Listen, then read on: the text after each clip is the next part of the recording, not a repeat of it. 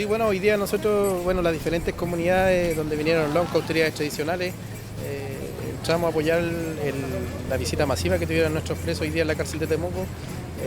por problemáticas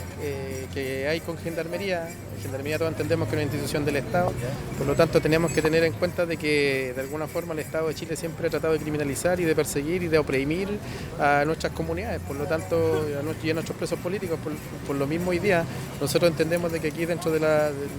vinimos a apoyar esta visita masiva porque hay ciertas demandas que tiene nuestros peñis con Gendarmería en donde no se le ha entregado de alguna forma los básicos que necesitan para estar haciendo prisión política adentro, que es la alimentación tradicional, que son las visitas, que también son las medidas que están ejerciendo nuestros peñis.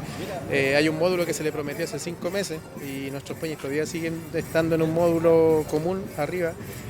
sin condiciones, en condiciones de frío, no hay ventanas buenas, están ventanas quebradas, están dentro de un espacio que no es el de ellos, y ya esto lleva retrasado 5 meses y hasta el momento tenemos que tener en cuenta de que nosotros como comunidades, por lo tanto, no vamos a dejar a nuestros peñis solos. Por eso hoy día se hizo este llamamiento a apoyar a nuestros presos políticos mapuches, a apoyar a nuestros presos que están aquí en la cárcel de Temuco, porque entendemos que son parte del proceso de movilización, de lucha, y que nosotros no los vamos a dejar tirados como los